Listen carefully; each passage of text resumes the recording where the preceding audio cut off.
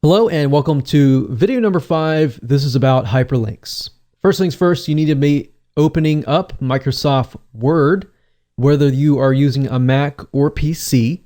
As I stated earlier, this is part of our strategy and this is what works for us in relation to the PDF conversion softwares that we have tested. So go ahead and open up Microsoft Word if you can and follow along if you would like to, or feel free to watch to the end of this video and follow along later.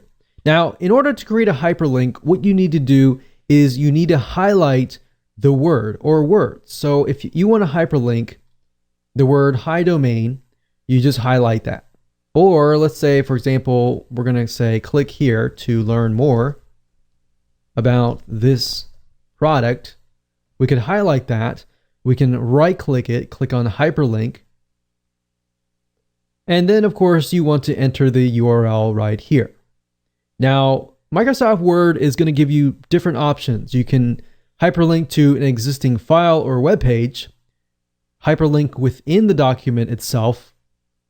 You can create a new document, or you can set up email addresses. Now, for the purpose of this particular video course, remember, our goal is to link to our website or the website that we are promoting. So all we want to do is make sure this one is selected and then enter the URL. So in this case, make sure that you have http://www.yourdomain.com, whatever that might be.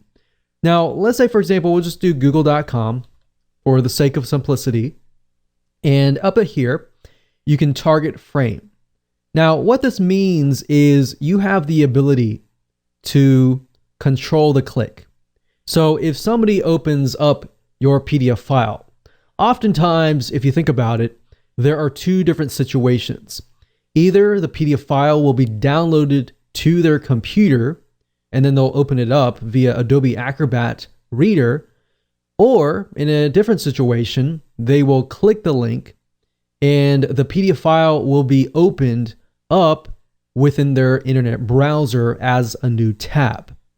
Now, if that is the case, if they click on the link, by default, the link will open to the web page in the same window as the PDF file. In this case, I will recommend that you choose the target frame to be a new window. And the reason being is because if they click that link and they are in an internet browser, for example, then a new window or a new tab will be opened up. So if they want to refer back to your PDF file, they can always do so. So I would say new window is the best. Now, as you can see, there are other options here: same frame, whole page, parent frame, and other advanced tactics here. But the one that primarily will probably do the best will be new window. Now, you will see an option that says set as default for all hyperlinks. Now, what that means is you're setting new window to all hyperlinks. So let's say, for example, that you have 30 hyperlinks that you created and you forgot to set it at new window, or you decide to switch it back to same frame. Instead of having to go one by one all the way through and changing the setting right here, all you have to do is set as default for all hyperlinks, click OK, OK, and you're good to go. And that's it. That's how easy it is to hyperlink a text. Now, if you want to hyperlink, let's say, for example, a shape, you can also do that as well. So if we go over here to insert and we click on shape, and let's say, for example, we have an arrow and we want to create an arrow like this, and we'll make this arrow red. And why don't we turn this arrow around, and let's point this arrow at this hyperlink. And let's say we want to hyperlink this arrow. Same thing. With a shape, all you have to do is select it, right click, hyperlink, and do the exact same thing. Now, you can do this exact same thing with other items as well. Now, the only thing that you cannot do is, let's say, for example, that you wanted to hyperlink a section, but if you had a certain image or certain images clumped together and you wanted to hyperlink a whole section, you would have to have an advanced feature, which is a PDF conversion tool to do that, which would be part number 2.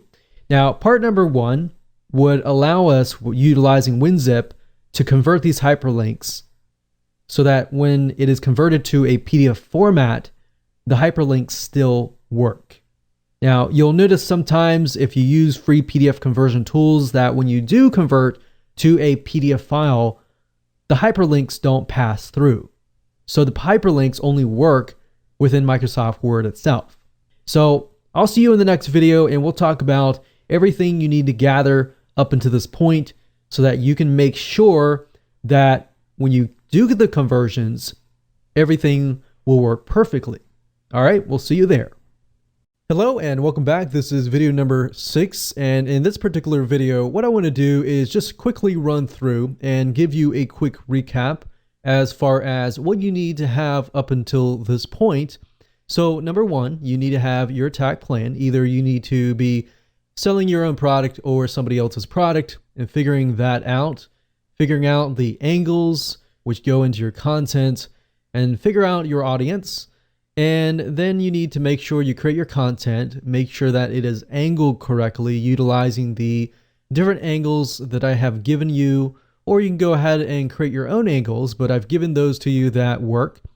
And then, of course, gather your landing page URLs, the actual URL. So you need to have those in hand before you can actually move on to the next step. If you don't have them and they're not live, but you know that they will work in the long run, that is fine as well. You also need to have kind of an idea of what your call to actions are going to be. And what we mean by call to actions is getting people to take action. The hyperlinks, the telling people exactly what they need to do, and how are you going to get people to take action. That's basically the call to actions. They can be images, they can be the arrows that I showed you in the previous video, and more on that. So those are definite things that you need to have in order to move forward. Now, the next 2 videos, part number 1 and part number 2, are going to help you convert the files to PDF format and ensure that all your hyperlinks work. Because one thing to note is that if you utilize free PDF conversion tools, they don't always convert, whereas the point that your hyperlinks work. So you have to be able to do part 1 or part 2 in order to get your hyperlinks to work. So part number 1, basically at this point, you need to have a complete, finalized Microsoft Word document containing your textual document content. And part number 1 is going to help you understand how to convert basic text hyperlinks into actual PDF files that have hyperlinks that work. Number 2 is going to help you. Let's say, for example, that you have created some sort of image, maybe an infographic, and out of that picture, you have a PDF file. Now, the bad side of most PDF conversion tools is that part number 1, for example, is not going to work for this. So if you have an infographic and within the image itself, you have images or text in the image itself that say something like, click here. You can't actually use Microsoft Word to select a specific area of your image and convert that into a hyperlink. Unfortunately, you will have to utilize part number 2. And if you go for part number 2, you can essentially achieve part number 1. Part number 1 is basically an option if you don't really want to achieve part number 2. But in my case, I recommend that you just go watch part number 1 to understand it, but get part number 2 software, because that will resolve everything in part number 1 and in part number 2. So with that said, let's move on to the next video, and I'm going to show you how to convert a basic Microsoft Word document with textual hyperlinks into a PDF file that works. All right, let's move on to the next video. Okay, so before we get started and we utilize the Part 1 WinZip software to convert your documents into PDF files, I want to make a note here. Some of you will have Microsoft Word document versions where if you convert it to PDF right away, the hyperlinks will work. But some of you will have outdated versions of Microsoft Word, or you're using something else like Pages or a different word processing system. And if you are, that's fine. Then you can utilize the specific strategy. But I wanted to make that note first that some of you, if you convert it to PDF and it works, great. You don't really need to go out and buy these softwares. But if you convert it to PDF and you're utilizing an outdated version of the software, and you're having problems to get the hyperlinks to convert over to work in the PDF version, then this is the only time that you really will need the Part 1. Now, the Part 2, which deals with image PDFs, infographics, and things like that, you will need to have that piece of software. Okay? So, that note aside, what we can do is whether you're using Microsoft Word or Pages or OpenOffice, as long as you've hyperlinked it within here, all you need to do is go to winzip.com. That's WINZIP.com. Now, winzip.com, the nice thing about this is that you can do much more than just convert. You can add watermarks. So if you want to brand your file, you can do that. You can also automatically resize photos. So the nice thing about this is if you have a Microsoft Word document or a document in general that has these big, huge images, then you know your audience is not going to stay around and stick around to just download these big files. So what you can do with WinZip is you can automatically resize these big images. So it goes much further than just hyperlinks. And that's the reason why I wanted to show you this avenue.